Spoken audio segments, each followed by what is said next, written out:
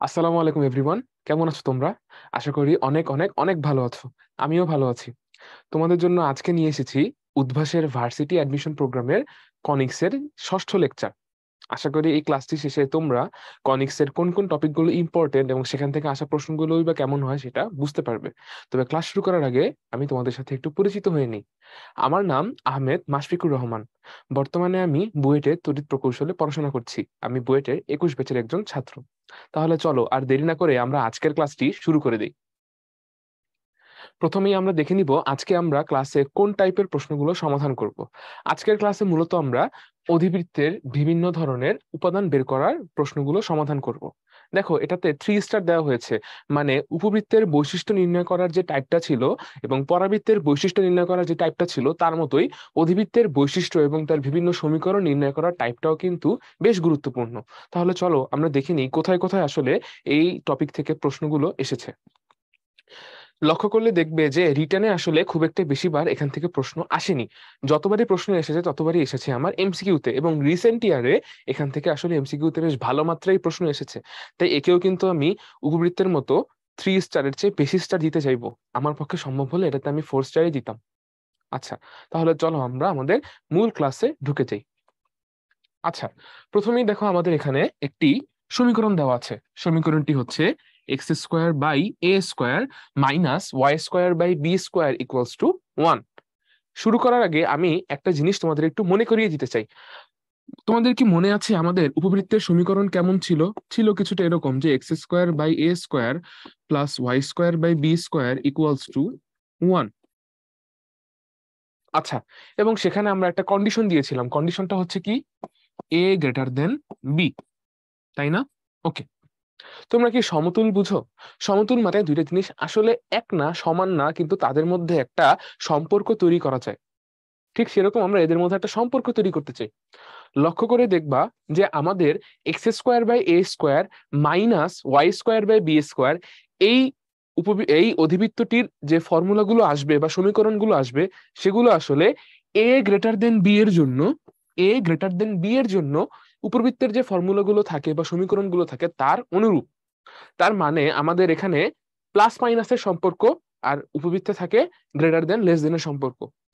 যেই চলকের আগে মাইনাস আছে সেই চলকের সহগটাকে আমরা কি ধরে নিতে পারি, যে উপবৃত্তের ক্ষেত্রে সে ছিল কি লেস দেন। আর যেই চলকের আগে মাইনাস নেই সেটা হচ্ছে কি আমার এই যে এ স্কোয়ারের আগে কোনো মাইনাস নেই, এটাকে আমরা ধরতে পারি কি, এটাকে ধরতে পারি উপবৃত্তের গ্রেটার দেন যে পার্টটা থেকে সেটা। এভাবে যদি আমরা কম্পেয়ার করি তাহলে দেখবে অধিবৃত্তের ফর্মুলাগুলো আসলে উপবৃত্তের ফর্মুলাগুলোই সমান এবং সমীকরণগুলো আসলে একই আসছে। নতুন কোনো তফাৎ এদের মধ্যে নেই। তবে অধিবৃত্তের মধ্যে আমরা নতুন কিছু কনসেপ্ট পেতে পারি। তাহলে চলো আমরা সামনে আগে দেখি আসলে এখানকারটাতে আমাদের এই যে অধিবৃত্তের একটা চিত্র দেওয়া আছে, এই চিত্র থেকে বৈশিষ্ট্য এবং সমীকরণগুলো কি বা আসে।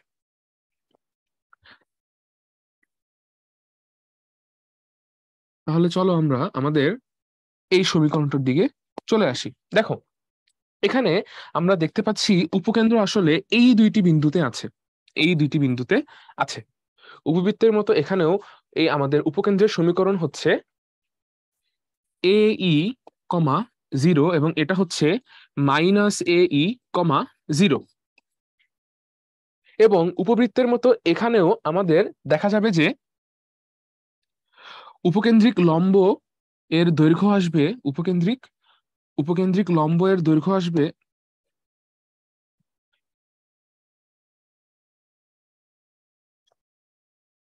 আচ্ছা, এখানে আসলে আমি একটি দাগ দিতে চাচ্ছিলাম, ভুলে স্কয়ার চলে আসছে, সরি। আমরা আছে একটা লম্ব আঁকবো। দেখো আমরা যদি হচ্ছে এই উপকেন্দ্র বরাবর একটি লম্ব আঁকি সেটা হবে হবে কি আমার, সেটা হবে হচ্ছে আমার উপকেন্দ্রিক লম্ব, তাই না? আচ্ছা, তাহলে এই যে উপকেন্দ্রিক লম্বটা আঁকা হয়েছে এর দৈর্ঘ্য কত আসবে বলো তো? এই দৈর্ঘ্যটা আমরা অলরেডি, আচ্ছা, এই দৈর্ঘ্যটা আমরা অলরেডি দেখে এসেছি যে সেটা হচ্ছে আমার কার সমান হবে, সেটা হবে 2b² বাই a, যেটা আমরা কোথায় পেয়েছিলাম, যেটা আমরা উপবৃত্ততেও পেয়েছিলাম। ওকে, আচ্ছা, তাহলে আমাদের অধিবৃত্তের ক্ষেত্রে x square by a square minus y square by b square equals to 1, এই ফর্মুলায় উপকেন্দ্রিক লম্বের দৈর্ঘ্য কত, 2b² বাই a।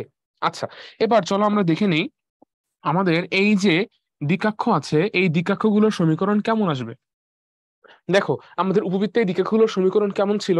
এটা ছিল এক্স ইকুয়ালস টু প্লাস এই, আর এটা ছিল কি x equals to plus a by e, আর এটা ছিল কি, এটা ছিল x equals to minus a by e, তাই না? দুইটা মিলে আমরা একত্রে কি বলতাম? আমরা বলতাম নিয়ামক রেখার সমীকরণ হচ্ছে x equals to plus minus a by e. দেখো এখানেও কিন্তু আসলে তাই আছে। তাহলে এই যে নিয়ামক রেখাগুলো আছে এদের পাদবিন্দুর স্থানাঙ্কগুলো তাহলে কি আছে? নিশ্চয়ই কত? নিশ্চয়ই এ বাই ই কমা জিরো, এবং এখানেও আছে কত? এখানেও আছে minus a by e comma zero. একদমই কার মতো? একদমই উপবৃত্তের মতো।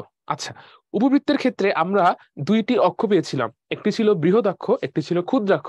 এখানে বৃহদাক্ষের অনুরূপে আমরা একটি অক্ষ পাবো, সেটাকে আমরা বলবো আর অক্ষ, এবং ক্ষুদ্রাক্ষের মতো একটি অক্ষ পাবো, অনুরূপ বা সমতুল একটি অক্ষ পাবো, সেটা হচ্ছে আমার অনুবন্ধী অক্ষ। তাহলে আমাদের আর অক্ষ বলতে বোঝানো হচ্ছে, আর অক্ষ বলতে বোঝানো হচ্ছে এই দূরত্বটাকে, এই দূরত্বটাকে। দেখো আমাদের পরাবৃত্তের ক্ষেত্রে একটি শীর্ষ পেয়েছিলাম, উপবৃত্তের ক্ষেত্রে আমরা চারটি শীর্ষ পেয়েছিলাম, অধিবৃত্তের ক্ষেত্রে শীর্ষ কিন্তু শুধুমাত্র দুইটি। একটি হচ্ছে কোথায়? একটি আমি পাবো এই জায়গাতে, আর একটি পাবো এখানে। ওকে, আচ্ছা, তাহলে এই দুইটি বিন্দুর স্থানাঙ্ক কত? পরাবৃত্তে এই দুইটি বিন্দুর স্থানাঙ্ক কত আসছিল? উপবৃত্তের ক্ষেত্রে এসেছিল মাইনাস এ কমা জিরো এবং এ কমা জিরো। এখানেও কিন্তু তাই থাকছে। তাহলে বৃহদাক্ষের মতো এখানে আমার আর অক্ষের দৈর্ঘ্য কত আসলো? আর অক্ষের দৈর্ঘ্য কিন্তু আসলো 2a। অনুবন্ধী অক্ষ বলতে কি বোঝায়? অনুবন্ধী অক্ষ হচ্ছে এমন একটি অক্ষ যেটা আমার এই আমাদের যে আর অক্ষ আছে তার উপর লম্ব থাকে এবং যার দৈর্ঘ্য হয় 2b একক। তাহলে অনুবন্ধী আমাদের যে অক্ষ আছে তার দৈর্ঘ্য কত? তার দৈর্ঘ্য হচ্ছে 2b একক। তাহলে চলো আমরা যেহেতু এই ফর্মুলা রিলেটেড সংজ্ঞা, বৈশিষ্ট্যগুলো এবং সমীকরণগুলো শিখে ফেলেছি, আমরা আমাদের একটু ম্যাথে যাব। তার আগে আমরা একটু ই এর ভ্যালুটা বের করে ফেলি। দেখো তো ই কিরকম আসবে এখানে। উপবৃত্তের কথা ভাবো, উপবৃত্তের সমীকরণে, এই ধরনের সমীকরণে আমরা ই এর ভ্যালু কত বের করেছিলাম? ই এর ভ্যালু বের করেছিলাম √1 minus b square by a square. এটা ছিল কি ই এর সমতুল ফর্মুলা, কার জন্য? উপবৃত্তের জন্য। বাট এখানে আমরা কি বের করছি? এখানে আমরা অধিবৃত্ত বের করছি। এই জন্য ই এর ফর্মুলায় জাস্ট মাইনাসের জায়গায় একটা প্লাস বসিয়ে দিব, তাহলে পেয়ে যাবো কি আমরা? অধিবৃত্তের ফর্মুলা। তাহলে চলো আমরা পরবর্তী স্লাইডে যাই। এখানে আসলে একটি এক্সাম্পল দেওয়া আছে, এখান থেকে আমরা একটা কাজ করব। এখান থেকে আমরা সবার আগে উৎকেন্দ্রিকতা বের করব, এবং উৎকেন্দ্রিক যে আমার উপকেন্দ্রিক লম্বের যে দৈর্ঘ্য আছে সেটাকে আমরা বের করে ফেলবো। তাহলে চলো সবার আগে আমরা এই সমীকরণ থেকে এ আর বি এর ভ্যালুগুলোকে একটু আইডেন্টিফাই করি। দেখো এ এর ভ্যালু কত আসছে? এ এর ভ্যালু আসছে 3, আর বি এর ভ্যালু কত আসছে? বি এর ভ্যালু আসছে 4। আচ্ছা, তাহলে এরকম একটি সমীকরণে আমি ই এর ভ্যালু কত পাবো? ই এর ভ্যালু পাবো √1 প্লাস 4 স্কোয়ার বাই 3 স্কোয়ার। সেখান থেকে আমি কি লিখতে পারবো? সেখান থেকে আমি লিখতে পারবো উপরে থাকবে আমার 25 আর নিচে থাকবে কত? 9। তাহলে রেজাল্ট আসলো কত? রেজাল্ট আসলো হচ্ছে 5/3। তাহলে আমরা এই যে সমীকরণটি আছে, অধিবৃত্তটি আছে, তার উৎকেন্দ্রিকতা কত বের করেছি? 5/3। এবার যদি আমাদের ইচ্ছা হয় যে আমরা উপকেন্দ্রিক লম্বের দৈর্ঘ্য বের করব, তাহলে উপকেন্দ্রিক লম্বের দৈর্ঘ্য, উপকেন্দ্রিক লম্বের দৈর্ঘ্য, উপকেন্দ্রিক লম্বের দৈর্ঘ্য, উপকেন্দ্রিক লম্বের দৈর্ঘ্যের ফর্মুলা কি আসবে বলতো? উপকেন্দ্রিক লম্বের দৈর্ঘ্যের ফর্মুলা আসবে 2b² by a, 2b² by a। এখন দেখো তো আমাদের বি এর ভ্যালু আমরা কত বের করেছিলাম? 4 বের করেছিলাম, তাই না? তাহলে 2 × 16 বাই a এর ভ্যালু কত বের করেছিলাম আমরা? a এর ভ্যালু বের করেছিলাম আমরা 3। 2 × 16/3 রেজাল্ট আসলো কত আমাদের? 32/3। এভাবে তোমরা চাইলে এই ফর্মুলাগুলো ইউজ করে এইখান থেকে অধিবৃত্তের যাবতীয় সকল বৈশিষ্ট্য এবং বৈশিষ্ট্য ধারণকারী সমীকরণ বের করতে পারবে। তাহলে চলো আমরা পরবর্তী স্লাইডে চলে যাই। এখানে আমাদের কি আছে দেখো তো? এখানে আছে আমাদের y² by b² minus x² by a² = 1। লক্ষ্য করে দেখো, এই জায়গাতে যেখানে x² বাই y² ছিল, এই ফর্মুলাতে সেখানে y²বাই b² আছে, এবং এই ফর্মুলাতে যেখানে y²বাই b² ছিল, এই ফর্মুলাতে সেখানে x²বাই a² আছে। তার মানে কি হয়েছে? x এবং y পরস্পর জায়গা বদল করেছে। তার সাথে সাথে এ আর বিও পরস্পর জায়গা বদল করেছে। তার মানে এটা আসলে উপবৃত্তের কোন সমীকরণটার সাথে সমতুল? উপবৃত্তের এই সমীকরণটার সাথে সমতুল। X square by a square plus y square by b square equals to 1 যখন a is less than b. যখন এ লেস দেন বি হয় তখন সমস্ত ফর্মুলা আমার কার কেন্দ্রিক হয়? ওয়াই কেন্দ্রিক হয়, এবং সেখানে আমরা সব জায়গায় সাধারণত বি ব্যবহার করে থাকি, তাই না? তাহলে আমাদের এ লেস দেন বি, তার মানে অধিবৃত্তের y square by b square minus x square by a স্কোয়ারের ক্ষেত্রেও কি ইউজ করবো? এভাবে আমরা এক্স এর জায়গায় ওয়াই কে এবং ওয়াই এর জায়গায় এক্স কে বসিয়ে ফর্মুলাগুলো রেডি করে ফেলবো। ঠিক আছে, তাহলে চলো আমরা সবার আগে এটার ইটাকে একটু কল্পনা করি। দেখো, সাধারণত এই ফর্মুলার জন্য, উপবৃত্তের এই ফর্মুলার জন্য আমাদের ই এর ভ্যালু কত আসে? আসে হচ্ছে √1 minus a square by b square, তাই না? কিন্তু এটা তো আসলে আমাদের উপবৃত্ত না, এটা কি? এটা একটা অধিবৃত্ত। তাহলে অধিবৃত্তের ক্ষেত্রে আমার ফর্মুলাটা কিরকম আসবে? অধিবৃত্তের ক্ষেত্রে ফর্মুলাটা আসবে জাস্ট এখানে একটা প্লাস বসে যাবে। কি হবে? এখানে একটা প্লাস বসে যাবে। তাহলে আমি কি পেলাম? Y square by b square minus x square by a square equals to 1। এই অধিবৃত্তের ক্ষেত্রে ই এর ভ্যালু কত আসলো? ই এর ভ্যালু আসলো e equals to √1 plus a square by b square. দেখো, এখানে আমি গ্রাফটি অলরেডি এঁকে ফেলেছি, যে গ্রাফটি কিন্তু আসলে দেখে বোঝাই যাচ্ছে যে এই যে আমাদের নর্মাল গ্রাফটি ছিল, যেখানে আর অক্ষ আছে এক্স অক্ষ বরাবর এবং অনুবন্ধী অক্ষ আছে ওয়াই অক্ষ বরাবর, সেটা জাস্ট উল্টে গিয়ে বর্তমানে আমরা যে গ্রাফটি পাচ্ছি সেখানে আর অক্ষ থাকবে ওয়াই অক্ষ বরাবর এবং অনুবন্ধী অক্ষ থাকবে এক্স অক্ষ বরাবর। তার মানে এইখানে স্থানাঙ্ক এবং বৈশিষ্ট্য রিলেটেড যত জায়গায় এক্স ছিল এবং এ ছিল, সেখানে এখানে বসবে কত? নতুন ফর্মুলা, সেখানে বসবে ওয়াই এক্স এর জায়গায় এবং এ এর জায়গায় বসবে কি? বি। এবং ওয়াই বি এর জায়গায় বসবে এখানে এক্স কমা এ। মানে জিনিসগুলো জাস্ট কি হয়েছে? এক্স আর ওয়াই তাদের অবস্থান অদল বদল করেছে। এখানেও একটি এক্সাম্পল দেওয়া আছে। চলো এখান থেকে আমরা একটা কাজ করি, আমরা নিয়ামকের সমীকরণ বের করি। নিয়ামকের সমীকরণটা কত হবে? দেখো, আমাদের নিয়ামক রেখা কোথায় অবস্থিত? এই যে হচ্ছে আমাদের নিয়ামক রেখা, তাই না? তাহলে আমাদের উদ্দেশ্য হচ্ছে কি? এই নিয়ামক রেখার সমীকরণগুলোকে বের করা। আচ্ছা, তাহলে আমরা একটু লিখি বৈশিষ্ট্যগুলো কি আছে এখানে। এখানে এ এর ভ্যালু হচ্ছে 4, বি এর ভ্যালু হচ্ছে কত? 3। দেখো, নিয়ামকের সমীকরণ এই ধরনের ক্ষেত্রে উপবৃত্তে আমরা কি পেয়েছিলাম? আমরা পেয়েছিলাম ওয়াই সমান প্লাস মাইনাস বি। লিখেই ফেলি তাহলে, ওয়াই সমান plus minus B by e, তাই না? এখানেও কিন্তু আসলে সমীকরণটা তাই থাকবে, ওয়াই সমান প্লাস মাইনাস বি বাই ই। তাহলে আমাদের ই এর ভ্যালুটা জানতে হবে। দেখো, উপবৃত্তের ক্ষেত্রে এক্ষেত্রে আমাদের ই এর ফর্মুলাটা কি আসে? আসে 1 minus a square by b square. এখানে কি হবে? সেটা জাস্ট মাইনাসের জায়গায় একটা প্লাস হবে, তাই না? তাহলে আমার রেজাল্ট কত আসলো? রেজাল্ট আসলো হচ্ছে √1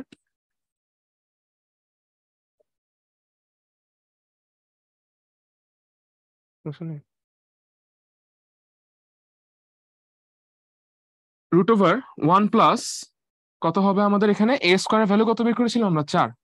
তাহলে হচ্ছে এটা 16। আর বি স্কোয়ারের ভ্যালু কত বের করেছি আমরা? 9। তাহলে আলটিমেটলি রেজাল্ট হচ্ছে কত?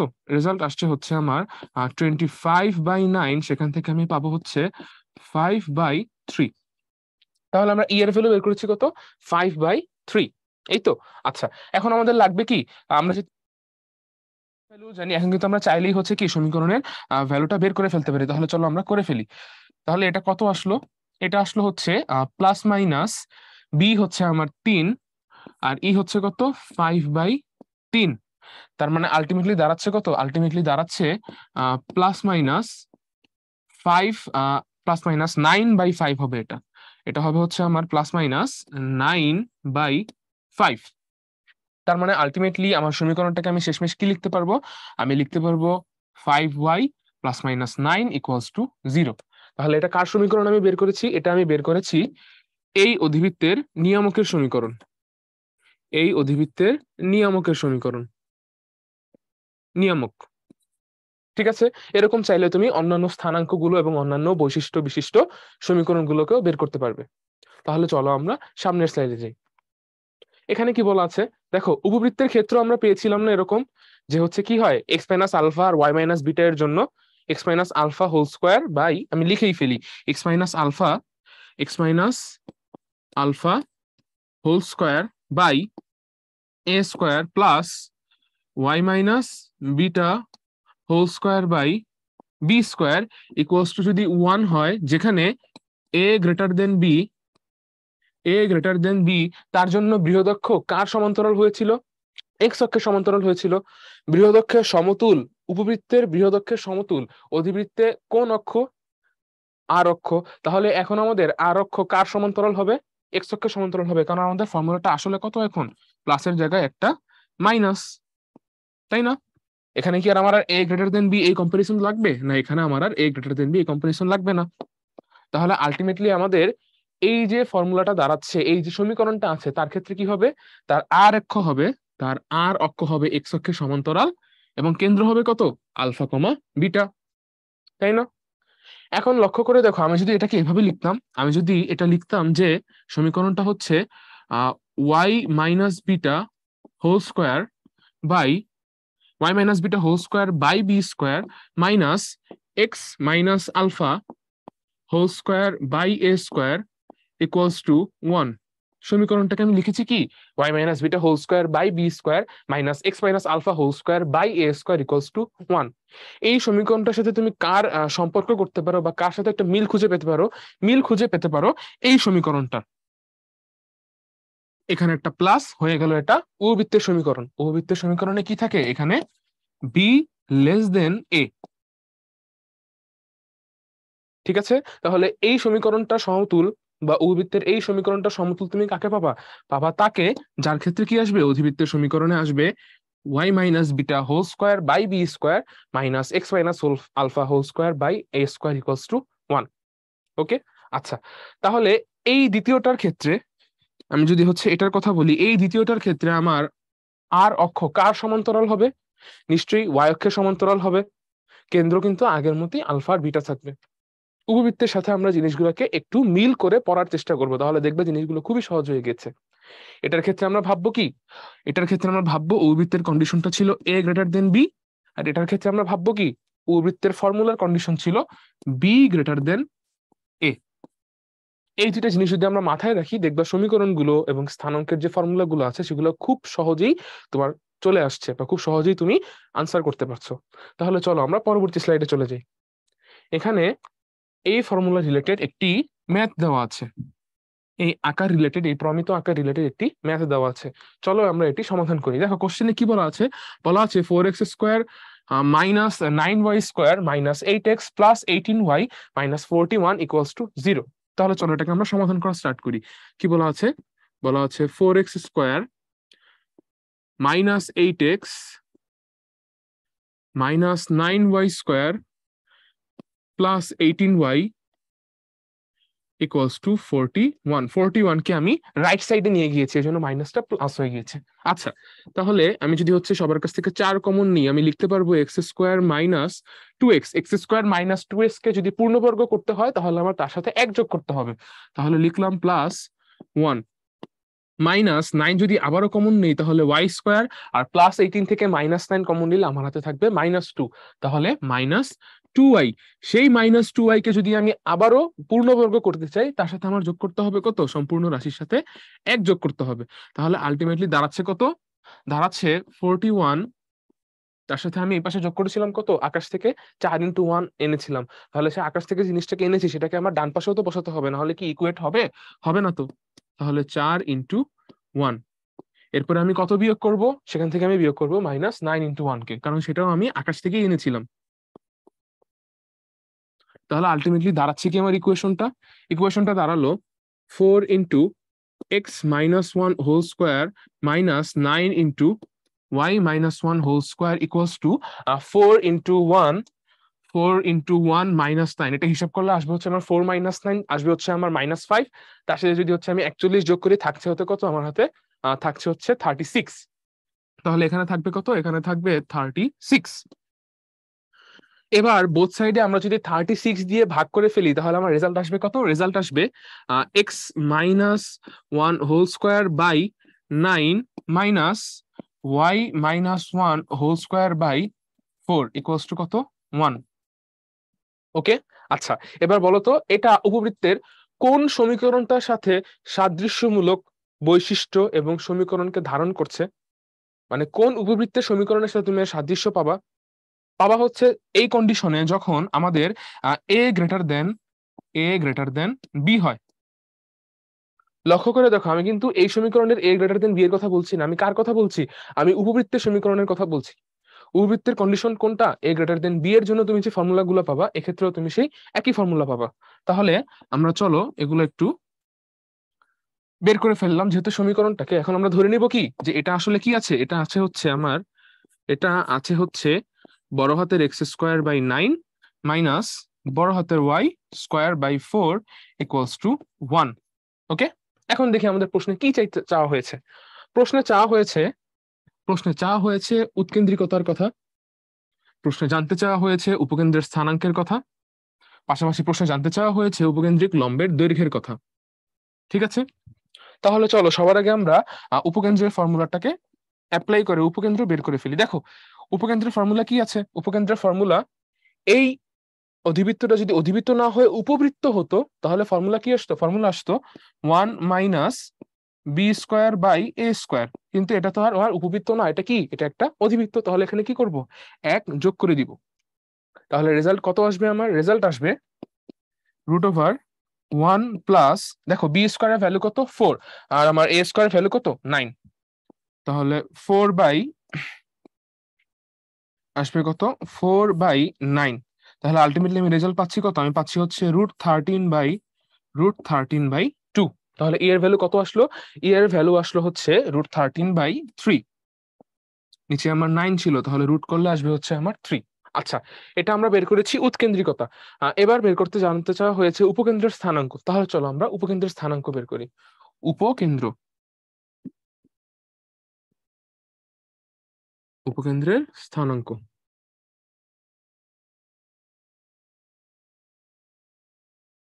আচ্ছা, উপকেন্দ্রের স্থানাঙ্কের ফর্মুলা কি, এমন একটি অধিবৃত্তের ক্ষেত্রে উপকেন্দ্রের স্থানাঙ্কের ফর্মুলা অবশ্যই কি থাকবে, থাকবে হচ্ছে প্লাস মাইনাস এই কমা 0। কি থাকবে, প্লাস মাইনাস এই কমা 0। কিন্তু এগুলো তো আমাদের যদি নর্মাল এক্স, মানে এখানে যদি নর্মালি এক্স এবং এখানে নর্মালি ওয়াই থাকতো সেই ফর্মুলা, কিন্তু এখানে এক্স তো আসলে এক্স না, এক্স আসলে কত, এক্স আসলে x-1 এবং ওয়াই আসলে y-1।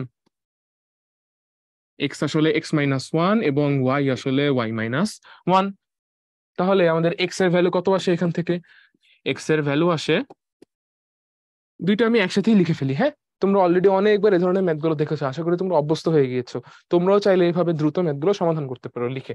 তাহলে এক্স ইকোয়াস টু কত আসবে, আসবে 1 প্লাস মাইনাস এই কমা ওয়াই ইকোয়াস টু আসবে কত, শুধুমাত্র 1।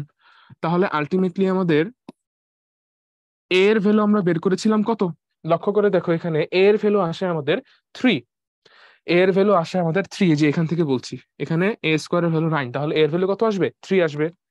তাহলে এখানে আমি মান বসিয়ে দিই 3 ইন্টু ই এর ভ্যালু কত বের করেছি, √13/3 কমা হবে 1। তাহলে আমার স্থানাঙ্কগুলো কি আসলো, স্থানাঙ্কগুলো আসলো উপকেন্দ্রের 1 প্লাস মাইনাস √13 কমা 1। তাহলে এটা হচ্ছে কি আমার অ্যাকচুয়াল উপকেন্দ্রের স্থানাঙ্ক।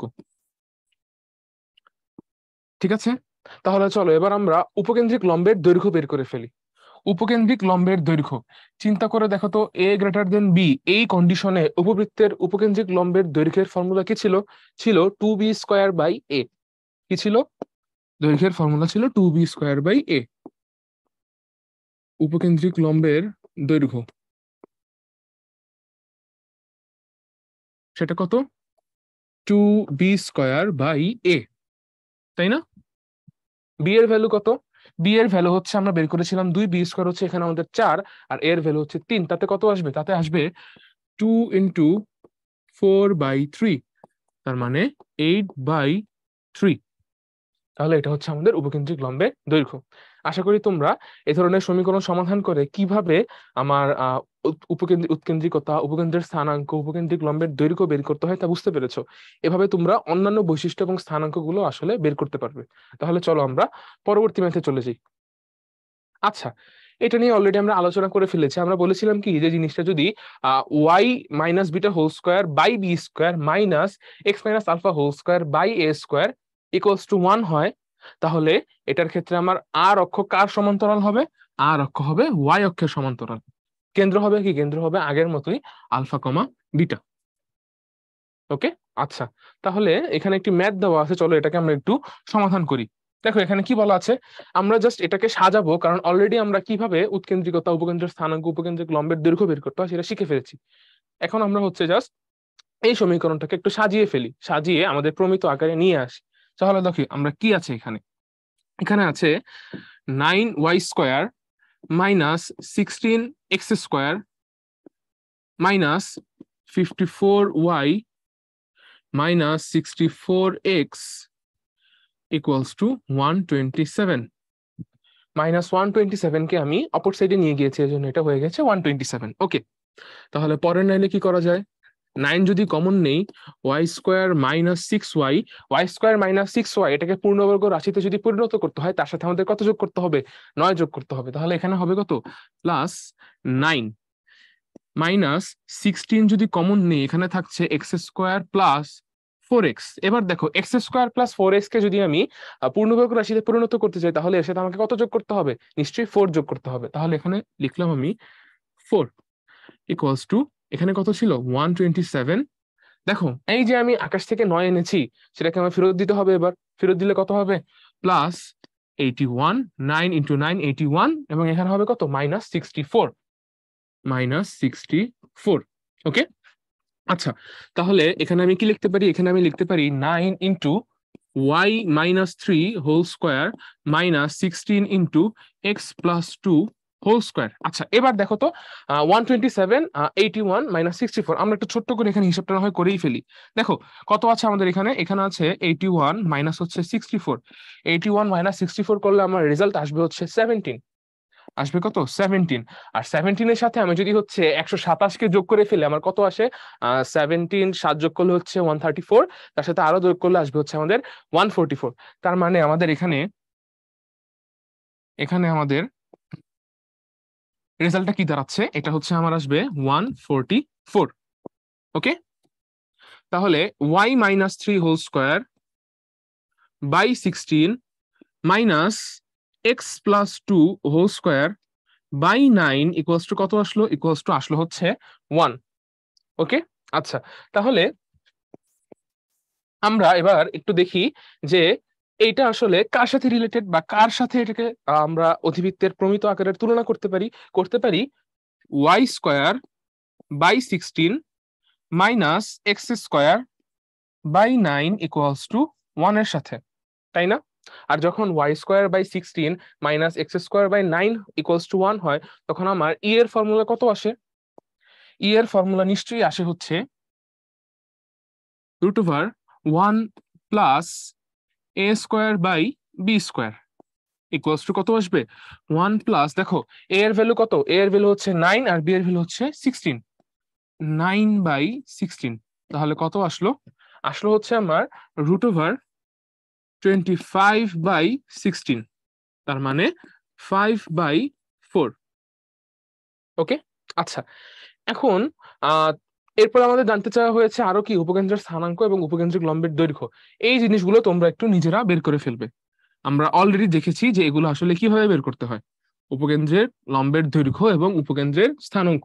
অলরেডি হচ্ছে উৎকেন্দ্রিকতা করে ফেলেছি আমরা, উপকেন্দ্রের স্থানাঙ্ক, উপকেন্দ্রিক লম্বের দৈর্ঘ্য তোমরা নিজেরা বের করে ফেলবে। দেখো তোমাদের কাছে মনে হতে পারে যে এগুলো আসলে আমরা কেন শিখছি, এগুলো তো অনেক বড় প্রশ্ন মনে হচ্ছে, এগুলো নাও আসতে পারে রিটেনে, বাট তারপরেও লক্ষ্য করে দেখো এটা কিন্তু আসলে অলরেডি একবার রিটেনে চলে এসেছে। যদিও এখন আমাদের ভার্সিটি এডমিশনের প্রোগ্রামগুলো এমসিকিউ বেসড হয়, এরকম প্রশ্ন কিন্তু তোর উপরেও চলে আসতে পারে, কারণ ঢাকা ইউনিভার্সিটিতে কিন্তু তোমার রিটেন প্রশ্ন আসে, এবং সেখানে যদি এরকম চলে আসে খুব একটা বেশি অবাক হওয়ার কিন্তু কিছু নেই। চলো আমরা পরবর্তী ম্যাথে চলে যাই। আচ্ছা, এখানে আসলে আমাদের যত ফর্মুলা নিয়ে আমরা আপাতত কথা বলেছি, সেই সকল ফর্মুলার একটি চার্ট দেওয়া আছে, অলরেডি সবগুলোই তোমরা দেখে এসেছো। হ্যাঁ, এখানে তেমন নতুন কোনো কিছু নেই, তবে একটা জিনিস আমি একটু বলবো, সেটা হচ্ছে তোমরা অনেকেই এই জিনিসটা নিয়ে ভুল ভাবতে পারো বা ভুল বুঝতে পারো। দেখো আমি তোমাদেরকে বলছি না যে, যখন আমি তোমাদেরকে সবসময় অধিবৃত্তের সাথে উপবৃত্তের কম্পেয়ার করতে বলছি, তার মানে কিন্তু এই না আমি বলতে চাচ্ছি যে সরাসরি এই এ আর বি এর মধ্যে কম্পেয়ার করো। আমি বলতে চাচ্ছি যে এই সমীকরণটা যদি অধিবৃত্তের সমীকরণ না হয়ে উপবৃত্তের সমীকরণ হতো, দেখো এই সমীকরণটা যদি উপবৃত্তের সমীকরণ হতো, তার মানে এখানে একটা কি দেওয়া লাগতো, একটা প্লাস দেওয়া লাগতো। প্লাস দিলে আমি যে ফর্মুলাগুলো পাই সেই ফর্মুলাগুলো কেমন হয় দেখি তো আমরা। যেমন ধরো আমাদের ই এর ফর্মুলাটা কেমন আসে, এখানে যদি একটা প্লাস হইতো উর্বৃত্তের ক্ষেত্রে তাহলে ই এর ফর্মুলা কেমন আসতো? এখানে আমাদের ভাবা লাগতো কি, এখানে আমাদের ভাবা লাগতো এ গ্রেটার দেন বি, তাই না? আর এ গ্রেটার দেন বি এর জন্য ই এর ফর্মুলা কত আসতো? ই এর ফর্মুলা আসতো 1 - b² / a², তাই না? আচ্ছা, এ গ্রেটার দেন বি সেটাকে আমরা সরাসরি এখানে কম্পেয়ার করছি? মোটেও কিন্তু আমরা এটাকে এখানে কম্পেয়ার করছি না। আমরা কোথায় কম্পেয়ার করছি? আমরা কম্পেয়ার করছি যে ফর্মুলাগুলো আসলে একই রকম আসে, এজন্য যেন তোমরা মাথায় রাখতে পারো তার জন্য আমি আসলে কথাগুলোকে বলছি। কিন্তু তার মানে কিন্তু এই না যে আমাদের x² / a² - y² / b² = 1 এই সমীকরণে এ গ্রেটার দেন বি, তাই বলে ফর্মুলাটা এখানে এ গ্রেটার দেন 1 + b² / a² হয়েছে। বি এর চেয়ে বড়ও হতে পারে, ছোটও হতে পারে। ছোট বড়ের কথা আমরা জাস্ট উপবৃত্তের সাথে ভাববো, কিন্তু উপবৃত্তের সাথে ছোট বড় ভাবার পর আমরা যে ফর্মুলাগুলো পাবো সেই ফর্মুলাগুলো অধিবৃত্তের সাথে কম্পেয়ারেবল। আশা করি তোমরা এটা নিয়ে কখনোই কনফিউজড হবা না। আচ্ছা, তাহলে এখানে হচ্ছে আমার ফর্মুলাগুলো আছে, এটা আমি মুছে দিচ্ছি। এটাও কার জন্য? এটা জাস্ট উপবৃত্তের জন্য, এটা কিন্তু অধিবৃত্তের জন্য না। ওকে, আচ্ছা, তাহলে এখানে আমাদের বেশ কিছু ফর্মুলা বলা আছে, এগুলো আমরা অলরেডি জানি। যে আমাদের দেখো উপবৃত্তের ক্ষেত্রেও কি ছিল, উপকেন্দ্র অনুরূপ নিয়ামকের মধ্যবর্তী দূরত্ব ছিল কি? মধ্যবর্তী দূরত্ব ছিল AE by AE minus A/E, তাই না? তারপর হচ্ছে যদি এটা আমাদের আর অক্ষ যদি ওয়াই অক্ষ বরাবর হয় তখন সেই ফর্মুলাটা কি হয়ে যাবে? BE minus B/E। এরকম কিছু ফর্মুলা এখানে বলে দেওয়া আছে, ঠিক আছে? আচ্ছা, তারপরে এখানে একটা কথা বলা আছে যে প্রদত্ত সমীকরণকে, যে কোনো সমীকরণকে y - β² / b² -x - α² / a² = 1 অথবা x - α² / a² - y - β² / b² = 1 এই আকারে প্রকাশ করতে হবে। তারপর ধীরে ধীরে উপকেন্দ্রিক লম্ব, উপকেন্দ্র শীর্ষ, এরকম যে বৈশিষ্ট্য ভিত্তিক সমীকরণগুলো আছে সেগুলো বের করা যাবে। তাহলে চলো আমরা আর দেরি না করে ম্যাথে চলে যাই। আচ্ছা, এখানে বলা হয়েছে কি, বলা হয়েছে x² - 3y² - 2x = 8 অধিবৃত্তের শীর্ষবিন্দু দ্বয় কত সেটা বের করতে হবে। তাহলে চলো আমরা ম্যাথে ফেরত যাই। কি বলা আছে? x² - 3y² - 2x = 8, তাই তো? তাহলে এখান থেকে আমি লিখতে পারবো কি? লিখতে পারবো x² - 2x, আর x² - 2x কে যদি আমার পূর্ণবর্গ করতে হয় তার সাথে আমি যোগ করবো কত? যোগ করবো হচ্ছে 1 - 3y² = এই পাশে আমি আকাশ থেকে একটা 1 এনেছি, তাই এই পাশে আমি আকাশ থেকে আরেকটা 1 আনবো। তাহলে হলো কত আমার কাছে? আমার কাছে আসলো x - 1² - 3y² = 9। এবার বোথ সাইডে আমি 9 দিয়ে ভাগ করে দেবো, কারণ আমাদের এই পাশে থাকবে কত? এই পাশে থাকতে হবে 1। তাহলে হবে কি? হবে x - 1² / 9 মাইনাস y² / 3 = 1। ওকে, আচ্ছা, এইটাকে আমরা কম্পেয়ার করব কার সাথে? কম্পেয়ার করব হচ্ছে x² / 9 মাইনাস y² / 3 = 1 এর সাথে। ওকে, আচ্ছা, এখন দেখো এইরকম চেহারায় থাকলে আমাদের ই এর ফর্মুলাটা কি আসে? ই এর ফর্মুলাটা এরকম আসে যে ই সমান সমান √1 + b² / a², তাই না? তাহলে এখন বলো তো এখানে আমাদের a² এর ভ্যালু কত? a² এর ভ্যালু এসেছে 9 এবং b² এর ভ্যালু এসেছে কত? 3। তাহলে এটা আসবে কত?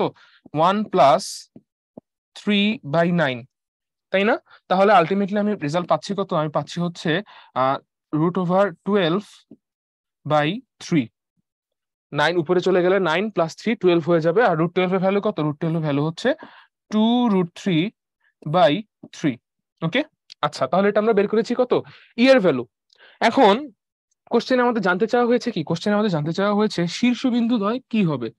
শীর্ষবিন্দু। আচ্ছা, তাহলে চলো আমরা এখান থেকে শীর্ষবিন্দুগুলো বের করে ফেলি। আচ্ছা, শীর্ষবিন্দুর স্থানাঙ্ক নরমালি কত আসবে এরকম চিত্রের ক্ষেত্রে, এরকম অধিবৃত্তের ক্ষেত্রে? আসা উচিত plus minus AE, sorry plus minus এই হবে না, শুধুমাত্র এই হবে, +-a, 0, তাই না? কি আসা উচিত? দেখো এটা x² / 9 - y² / 3 = 1, মানে x² / a² - y² / b² = 1, এই ধরনের একটি সমীকরণ। এর ক্ষেত্রে আমার শীর্ষবিন্দু কত আসা উচিত? আসা উচিত +-a, 0। কিন্তু এখানে x তো আসলে x না, এক্স এর অ্যাকচুয়াল ভ্যালু আসলে কত বলা আছে? বলা আছে এক্স মাইনাস ওয়ান। তাহলে এখানে বসাবো কত আমরা? X minus one. ওয়াই এর ভ্যালু কত বলা আছে? ওয়াই এর ভ্যালু আসলে ওয়াই এরই সমান, তো এখানে আমরা সরাসরি ওয়াই বসিয়ে দিব। তাহলে আলটিমেটলি এখান থেকে যদি আমরা হিসাব নিকাশ করি, এক্স এর ভ্যালু আর ওয়াই এর ভ্যালু একসাথে বের করলে দেখো x minus one equals to plus minus a, তাহলে এক্স সমান কত আসবে? One plus minus a, one plus minus a. Okay, আচ্ছা, এক্স এর ভ্যালু আসলো কত? তাহলে এক্স এর ভ্যালু আসলো ওয়ান প্লাস মাইনাস এ। আচ্ছা, এরপরে আমাদের ওয়াই এর ভ্যালু কত আসলো? ওয়াই এর ভ্যালু আসলো জিরো, সেটা যেরকম ছিল এভাবেই থেকে যাবে। আচ্ছা, এবার আমরা একটু হিসাব করব, দেখি আমাদের এ এর ভ্যালু আমরা কত বের করেছিলাম?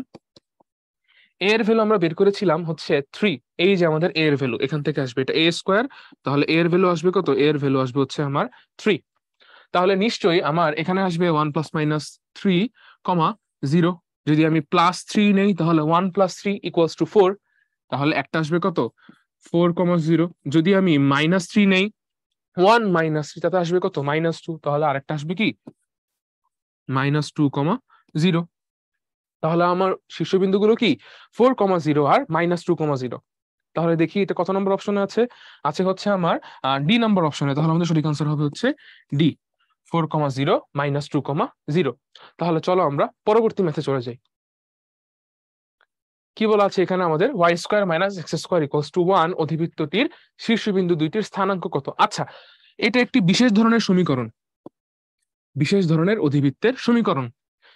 এমন যে কোনো সমীকরণ যাদের ক্ষেত্রে দেখা যাবে যে y square minus x square equals to a square, অথবা x square minus y square equals to a square আসে, এদের সবার ক্ষেত্রে ই এর ভ্যালু আসবে রুট টু। সবার ক্ষেত্রে ই এর ভ্যালু আসবে কত? সবার ক্ষেত্রে ই এর ভ্যালু আসবে রুট টু। আমরা একটু প্রমাণ দেখি ই এর ভ্যালু যে রুট টু আসে। ধরো আমরা যদি এটার ক্ষেত্রেই দেখি, ই সমান সমান আসবে হচ্ছে root over one plus a square by a square. কারণ লক্ষ্য করলে তোমরা বুঝতে পারতেছো এ বি দুইটাই এখানে কি আসবে? এই দুইটা সমীকরণের ক্ষেত্রে এ আর বি এর ভ্যালু অ্যাকচুয়ালি সমানই আসে, মানে এ সমান বি। তার মানে আমরা কি পাচ্ছি? One plus root over a square by a square equals to root over one plus one, যেটা কার সমান? যেটা রুট টু এর সমান। তার মানে এমন ধরনের অধিবৃত্তের ক্ষেত্রে আমরা সবসময় কি পাবো? আমরা ই এর ভ্যালু পাবো রুট টু। এজন্য এই ধরনের অধিবৃত্তকে বলা হয় আয়তাকার অধিবৃত্ত। কি বলা হয়? বলা হয় আয়তাকার অধিবৃত্ত। আয়তাকার অধিবৃত্ত, আয়তাকার অধিবৃত্ত। ওকে, আচ্ছা, তাহলে তোমরা নিশ্চয়ই বুঝতে পারতেছো আমাদের কোশ্চেনে যেটা বলা আছে সেটা আসলে কি? একটা আয়তাকার অধিবৃত্ত। যেহেতু এটা একটা আয়তাকার অধিবৃত্ত, আমরা কি লিখে ফেলতে পারি?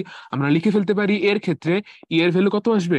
ই এর ভ্যালু আসবে হচ্ছে আমার রুট টু, তাই না? আচ্ছা, এই যে ই এর ভ্যালু রুট টু আসলো, এখন আমাদের জানতে চাওয়া হয়েছে কি, আমরা একটু সেদিকে মনোযোগ দিব। জানতে চাওয়া হয়েছে যে শীর্ষবিন্দু দুইটির স্থানাঙ্ক কত।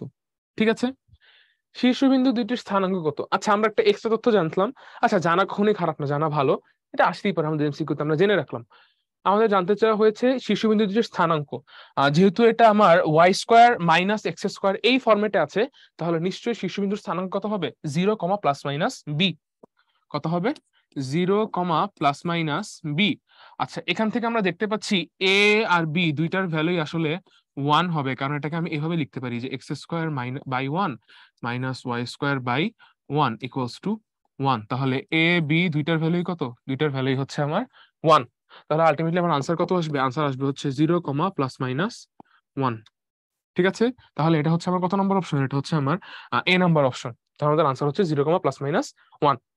তাহলে চলো আমরা পরবর্তী ম্যাথে চলে যাই। ওহ, দারুণ! পরবর্তী ম্যাথে আমাদের আসলে উপকেন্দ্র দুইটির স্থানাঙ্ক বের করতে বলা হয়েছে, যে জন্য কিন্তু আমাদের ই এর মানটা জানতে হয়। তাহলে কিন্তু তোমাদের ভাইয়া আসলে এক্সট্রা কাজ করেনি, সে যা দরকার ছিল সেই মতো কাজ করে ফেলেছে। যাই হোক, আচ্ছা, তাহলে দেখো এখানে কি বলা হয়েছে।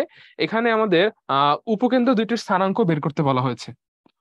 উপকেন্দ্র দুইটির স্থানাঙ্ক দেখো, এই ধরনের ফরম্যাটে y square minus x square এরকম যদি থাকে, তাহলে উপকেন্দ্রের স্থানাঙ্ক কেমন আসে? উপকেন্দ্রের স্থানাঙ্ক আসে জিরো কমা উপকেন্দ্রের স্থানাঙ্ক আসবে zero comma plus minus b, তাই না? আচ্ছা, ইকুয়ালস টু জিরো কমা, দেখো বি এর ভ্যালু কত বের করেছিলাম আমরা? ওয়ান বের করেছিলাম। তাহলে প্লাস মাইনাস 1 ইন্টু ই এর ভ্যালু কত বের করেছিলাম আমরা, ই এর ভ্যালু বের করেছিলাম আমরা √2, তাহলে √2, তাহলে আসলো কত 0, প্লাস মাইনাস √2।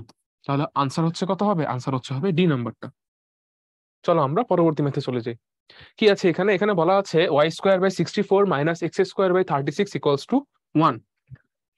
এটি একটি অধিবৃত্তের সমীকরণ। এই অধিবৃত্তের ক্ষেত্রে উৎকেন্দ্রিকতা কত, ই এর ভ্যালু জানতে চাওয়া হয়েছে। আচ্ছা, y² - x² এই ফর্মেটে থাকলে আমাদের ই এর ফর্মুলাটা কেমন হয়, ই এর ফর্মুলাটা আসে হচ্ছে e equals to root over 1 plus a²/b²। তাহলে √1 প্লাস a² এর ভ্যালু কত, a² এর ভ্যালু হচ্ছে 36 আর b² এর ভ্যালু কত, b² এর ভ্যালু হচ্ছে 64। তাহলে আনসার আসবে কত, আনসার আসবে হচ্ছে √100/64, √100/64। তাহলে আসছে কত আমার, এখানে আসছে হচ্ছে আমার 10/8, যেটাকে আবার যদি আমি হচ্ছে 2 দিয়ে কাটাকাটি করি থাকছে হচ্ছে আমার কাছে 5/4। তাহলে এটা আনসার কত হবে, আনসার হবে 5/4, মানে অপশন এ। 2, এই জিনিসটাকে আমাদের কত বানাতে হবে, 1 বানাতে হবে। তাহলে চলো বোথ সাইডে আমরা 2 দিয়ে ভাগ করে দিই। 2 দিয়ে ভাগ করলে কত আসবে, আসবে x²/1 minus y²/4 equals to কত, ইকুয়ালস টু 1। ওকে, তাহলে আমাদের a এর ভ্যালু আর b এর ভ্যালু কত আসলো, a এর ভ্যালু হচ্ছে আসলো 1 আর b এর ভ্যালু আসলো হচ্ছে 2। x² - y², এই ফর্মুলাটা থাকলে আমাদের ই এর ফর্মুলাটা কেমন আসে, ই এর ফর্মুলাটা আসে হচ্ছে আমাদের ই ইকুয়ালস টু √1 প্লাস b²/a², তাই না? তাহলে এখানে আমরা যদি মান বসিয়ে দিই তাহলে পাবো কি 1 প্লাস 4/1, তো আলটিমেটলি পাচ্ছি আমি শুধুমাত্র √5, যেটা হচ্ছে আমাদের 1 প্লাস b²/a²। আচ্ছা, এখানে আহ,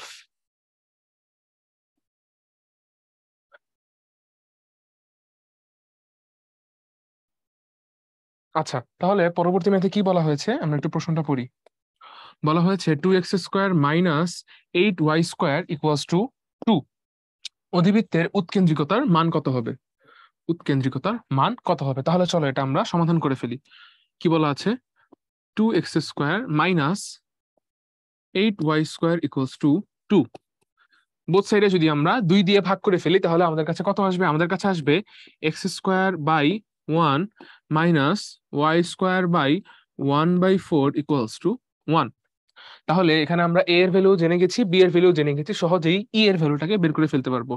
x² মাইনাস y² এই ফর্মেটে যদি থাকে তাহলে আমাদের ই এর ফর্মুলাটা কি আসে, ই এর ফর্মুলা আসে ই সমান √1 plus b²/a² equals to 1 plus b এর ভ্যালু হচ্ছে 1/4, b² এর ভ্যালু, আর আমাদের a² এর ভ্যালু কত, শুধুমাত্র 1। তাহলে আলটিমেটলি আমি পাচ্ছি কত, আলটিমেটলি আমি পাচ্ছি √1 প্লাস 1/4, তার মানে থাকছে কত, থাকছে হচ্ছে √5/2। √5/2 কত নম্বর অপশন আছে, আমাদের সি নাম্বার অপশন আছে। তাহলে আমাদের সঠিক আনসার কত হবে, সঠিক আনসার হবে হচ্ছে √5/2। চলো আমরা পরবর্তী স্লাইডে চলে যাই। বলা হয়েছে কি, বলা হয়েছে x²/16 minus x²/16 minus y²/9 equals to 1 অধিবৃত্তটির দ্বিকাক্ষের সমীকরণ নির্ণয় করো। কার সমীকরণ, দ্বিকাক্ষের সমীকরণ, তাই না? আচ্ছা, দ্বিকাক্ষের সমীকরণের ফর্মুলা কি হবে, দেখো এটা কোন ফর্মেটে আছে, x² মাইনাস y² এই ফর্মেটে আছে। তাহলে নিশ্চয়ই দ্বিকাক্ষের সমীকরণের ফর্মুলা হচ্ছে, দ্বিকাক্ষের সমীকরণের ফর্মুলা হচ্ছে x সমান প্লাস মাইনাস a/e, তাই না? কিন্তু এটা বের করার জন্য সবার আগে আমাদের ই এর ভ্যালুটাকে বের করতে হবে। x² মাইনাস y² এই ফর্মেটের জন্য ই এর ফর্মুলা হচ্ছে √1 প্লাস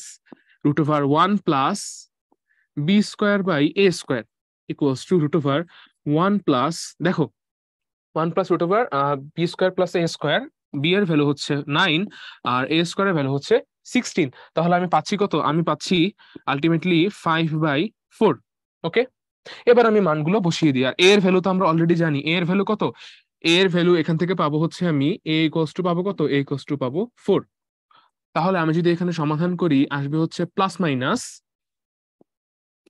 4/e এর ভ্যালু কত, e এর ভ্যালু হচ্ছে 5/4, 5/4।